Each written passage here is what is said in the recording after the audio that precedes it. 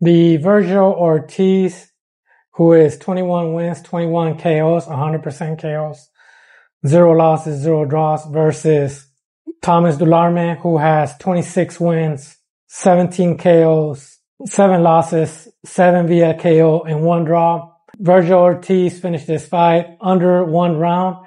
And I believe this is like a test fight comparing him to other fighters. Since Dulorme fought Terence Crawford, Enes, and Vergil Ortiz, and Ugas, and you're comparing him to those fights. Even though with Terence Crawford, he fought in 2015, that's like 8 years ago, and I believe he weighed 138 pounds at that time. And with Vergil Ortiz, he weighed 154.5 pounds.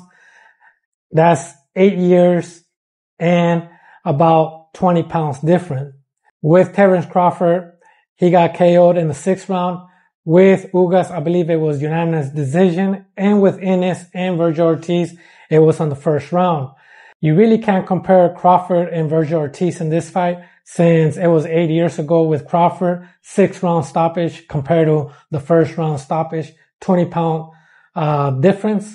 And Dulorme, maybe he has a wear and tear of all these fights and all these rounds and knockouts, since he has 4 knockouts against him. And maybe his resistance on the power is not there to this weight class still. And for people that have been following boxing, you know that Vergil Ortiz already has a fight against Tim Tszyu. I believe that's going to be the best fight coming up in the next, or at least this year, since both of them are knockout artists, even though Tim Tszyu lost his last fight against Fundora. And we could say it was the headbutt or whatever the case might be, or the height, or not training for that fight, since it's supposed to be Thurman that's supposed to be fighting in that fight, and he got injured, and then they moved to Fundora. And to be honest, I felt like PBC wasn't trying to have the Tim Tszyu Fundora rematch. Errol Spence came up in the fight. Even though that was a quick reaction, since that was right after the fight, I still feel that PBC was trying to move Fundora to Errol Spence and try to keep the belt, and try to keep that belt in the United States / PBC compared to Tim Tszyu, who is from Australia. Now, the good thing for Tim Tszyu is he's fighting a good boxer, but at the same time, the downfall is what happens if he loses. You're going to have 2 consecutive losses. With Vergil Ortiz, for me, like I said, this is going to be the best fight coming up in this year, 2024. I'm going to do my ranking on the top 5 fights that I see this year. But like I said, I'm already giving it away. I think Ortiz against Tim Tszyu is the top one. Why? Because both of them move forward. Somebody has to move back. Second, both of them are going for power shots, knockout. Whoever cannot withstand the other's power is the one that's going to get knocked down. It's almost a guaranteed knockout of this fight. There's 2 fights on that main event, on that card. As we know, the main fight is Crawford.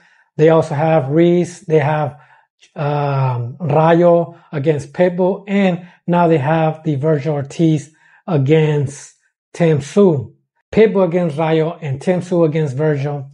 I'm pretty sure if you're a betting man and you bet for knockout or not last the whole fight, you're going to win.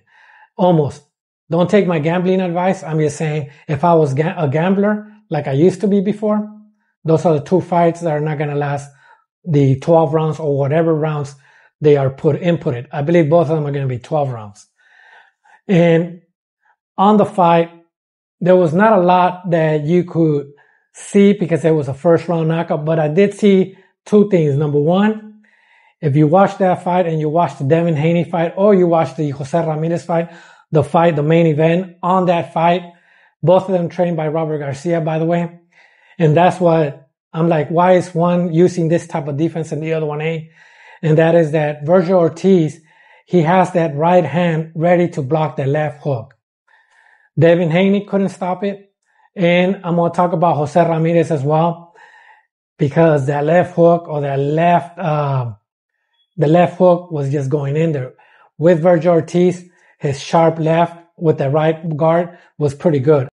I like that guard, and it's something that if Devin Haney, and I know I'm getting off topic, he needs to look at it. If you go to TikTok or if you watch that video of the Vergil Ortiz against him, the fight didn't last that long, so they probably have the whole fight on TikTok. Look at the way he's guarding. And that's the way Devin Haney should have guarded. Because now you're protecting yourself against something that you might be vulnerable at the temple. And you might be vulnerable at getting knocked down, or at least losing your legs by getting hit on the temple. And that's one thing that I like about Vergil Ortiz. Also that hook, that power shots. The gloves were small. I'm not sure if they were Reyes gloves, but they were small. They were not the big gloves. So the power is going to be there more. And maybe that's why the body shot got Dulorme down easily. And that's all I got. I guess that Dulorme is like the stepping stone that all these fighters that are trying to go up, they see how they fare against him compared to other boxers. Like I said, Ugas, Crawford 6th round, and Enes 1st round. And that might be a good fight later on if Vergil Ortiz beats Tim Tszyu.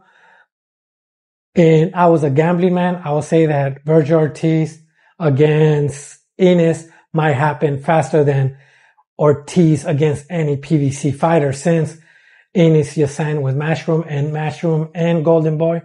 They seem to try to look for the best fight with the two top fighters of each promoter fighting in the zone. And that's what I like about those two, Golden Boy and Matchroom, that they find a way to get those fights and make them happen. And that's all I got. So just remember that Ortiz is he beat Dulorme. He's about to fight Tim Tszyu. And if I was a gambling man, that would be a knockout for either one. And if I was a gambling man, if Ortiz wins, he's going to fight Enes in the next 2 to 3 fights. That's going to generate more money as well. Maybe Oscar De La Hoya might say, you know what, let's give Ortiz 1 or 2 more fights, since Enes is a good fighter. And that's going to be an excellent match. And I think that's going to dictate the best fighter in that weight class. And that's all I got. Thank you. Thank you for watching.